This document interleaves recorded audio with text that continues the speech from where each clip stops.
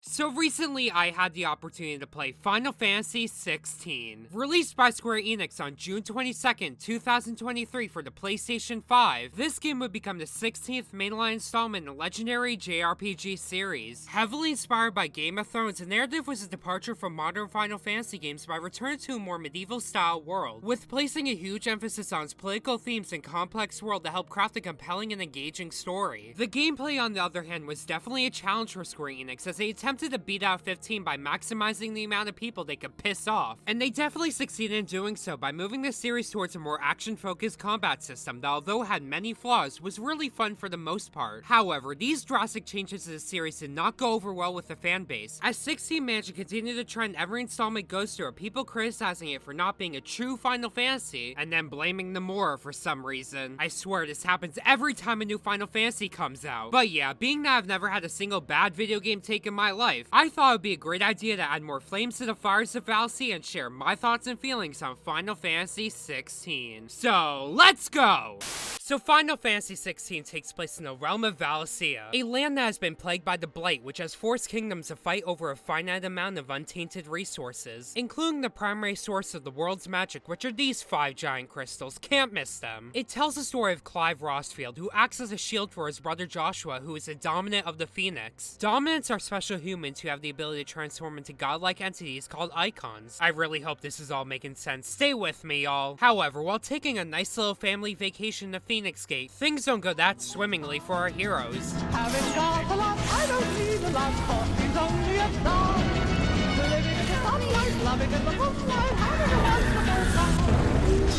So yeah, the little British boy gets a snot beaten out of him, which causes Clive to go on a 13-year-long quest to avenge his brother, while also joining Sid and his band of outcasts who set their sights on destroying the mother crystals. The first thing that really stuck out to me was how incredible the opening is. When you first boot up the game, you are instantly met with a visually stunning and thrilling boss fight, which then leads into the introduction of Clive and Rosaria, where we get to see their day-to-day lives and the crucial role that magic and crystals play in them. This game did a fantastic job with setting up the tone, characters, and Clive's motivations in only its first few hours, and here on out it only gets better. Of course I can't give too much away because I gotta keep this video spoiler free. However, I can say that this game is still filled with the same Final Fantasy nonsense and complexity that will make any Western game journalist slip into a coma. Oh god, Doc, we're losing him! We're losing him! But yeah, even though this game can get confusing at times, it does give you the tools to understand it with the active time lore mechanic. As the name implies, it allows you to read up on the lore and current events that are taking place. This made it so that the world was more understandable and it really never felt like you were being drowned in lore exposition. Well, except for Vivian's storytime segments I'm so pissed I had to sit through. Leave me alone, Vivian! I don't want to see your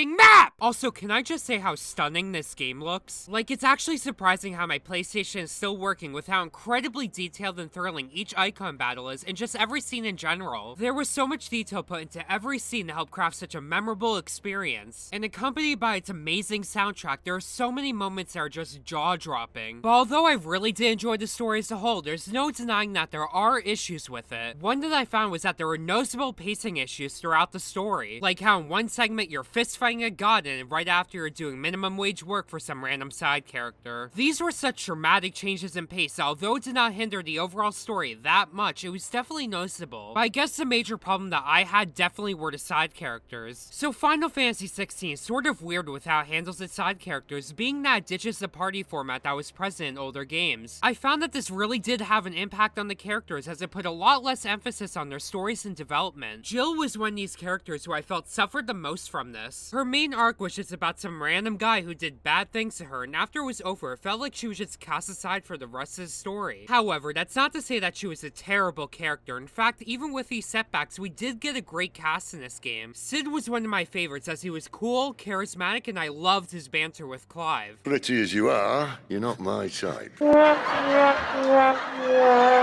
Benedicta has to be my favorite villain of this game, as she stole the show anytime she appeared on screen. But the one who absolutely absolutely shined the most was not other than the man himself, Clive Rosfield. With how there was no party this time around, the game is highly reliant on Clive's character carrying the story, and he definitely succeeded in doing that. I would even go as far to say that he is one of the best protagonists this series has seen. At first, Clive comes across as a broken man due to the events that unfolded early in his life. But as the story goes on, we get to see him pick himself up and was a great and very believable development. And his voice actor, Ben Starr, killed his performance, and I don't think Clive would have been as memorable without him. In fact, all of the main cast did a fantastic job with their performances. So yeah, overall I thought this was a compelling and engaging narrative filled with many memorable scenes and characters. However, the absence of a party left some characters feeling underdeveloped, and there were definitely noticeable pacing issues that impacted the flow of the story. So yeah, the story is good and all, but what about the gameplay? Well, Final Fantasy XVI takes the RPG elements as the series has been known for and chucks it right out the window in favor of a more action-focused combat system. I know that this combat system is very controversial, and I'm gonna get into my complaints with it in a second, but overall,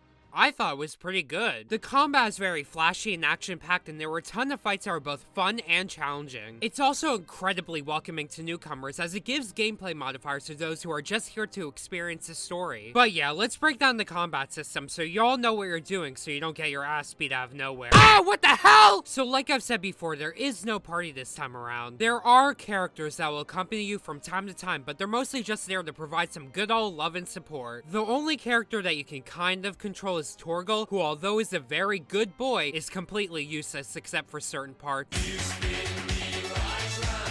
So you'll be playing as Clive, who has a standard 4-hit combo with the ability to cast magic. You can then use the all-powerful ability tree to obtain more moves such as parry, infusing magic with your sword, and giving enemies a little pat on the head.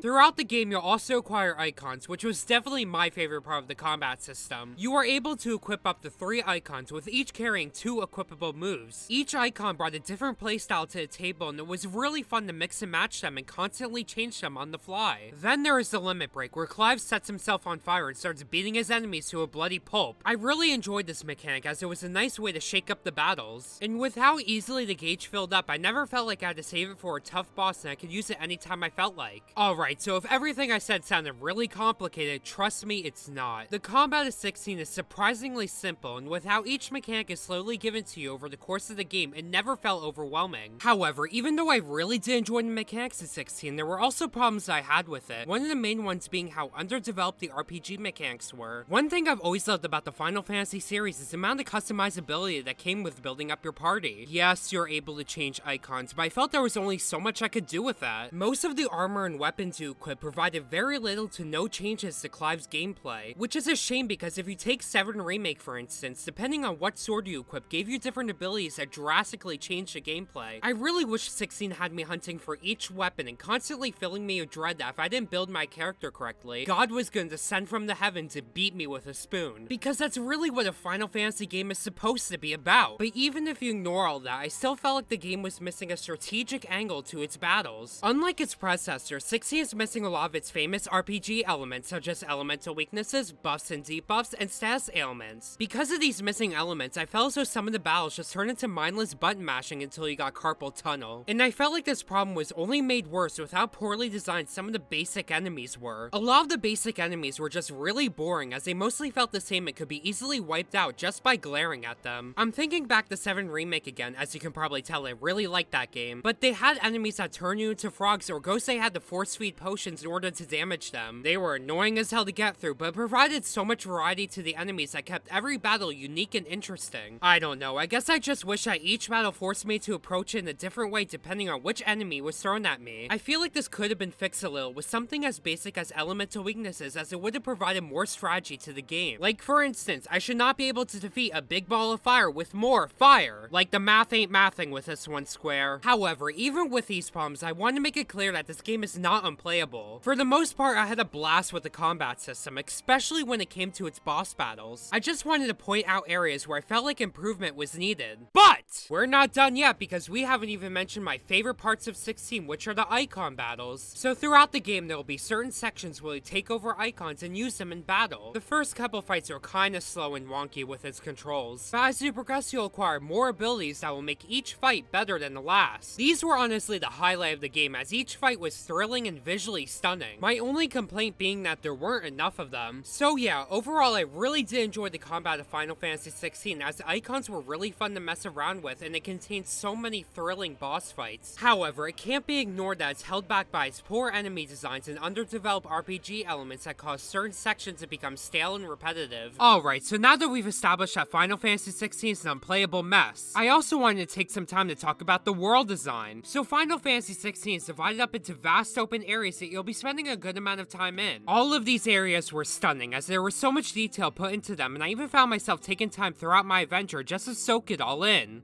Yeah, what a great view. However, although they were really well designed, I felt as though the game never rewarded the player for exploring all that it had to offer. Oh wow, 2 gil! Now I can buy 1% of a potion! But as you progress through the game, you'll be tasked with completing levels that are more linear. I love these segments, as not only did really interesting plot points occur during them, but it also had me ration my items to make sure I'd be able to complete the level. And although these segments were very linear, they never felt too confined, and there were always detours to take to discover secrets. But after a long and hard day of beating up political leaders, you get to kick back and relax at the Hideaway. The Hideaway serves as a hub that you'll be returning to consistently throughout the game. It's got everything you need to prepare for your adventure, such as going shopping, listening to some tunes, hating your job, admiring rocks, and the map. And in this area, as well as others, you can pick up side quests from your fellow NPCs. These quests can include really fun tasks such as delivering food and making children cry. Alright, so if you played the game, you know exactly where I'm going with this. The side quests in this game feel like they hired the people who made a Realm Reborn to design them, and I mean that in the worst way possible. Most of these quests were extremely tedious and rarely rewarded anything of substance. However, there were a few side quests that actually expanded on some of the characters in a meaningful way, but those were far fewer in numbers. And if picking soil for 1 gil an hour isn't your thing, then you can check out the Hunt Board. The Hunt Board allows you to track down powerful enemies that you can challenge for renown and materials. You can find these enemies by going to the location as listed, or if you're like me, by wandering into an area that you're probably not supposed to be in. Man, I really hope there isn't a giant dragon here that will tear me limb from limb. Oh god!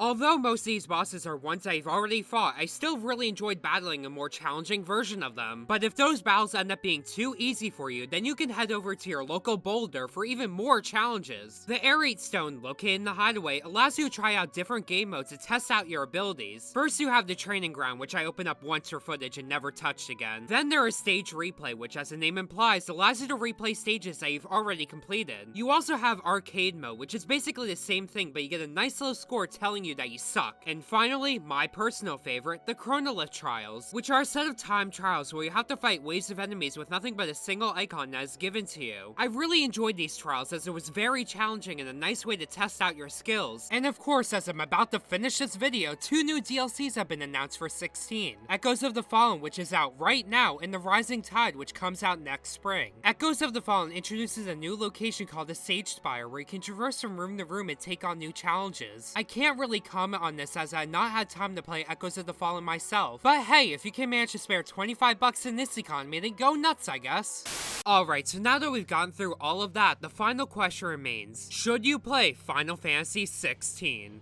Sure, why not? Listen, I threw a lot of criticisms at Final Fantasy XVI, but overall, I had an incredible experience with the game. From its thrilling boss fights to its beautiful world design to its very complex and emotional story, Final Fantasy XVI definitely took many risks to craft a vastly different game from its predecessors. And although it fell flat in certain areas, it still managed to create a memorable experience that will leave a lasting impression. And if you are still hesitant on getting 16, at the very least, give the demo and try and see if you like it. So yeah, did you play Final Fantasy XVI? Did you love it? Did you hate it? Let me know in the comment section down below. Leave a like, subscribe, bell, you all know the drill. Thank you so much for watching, and I hope you all have a beautiful day.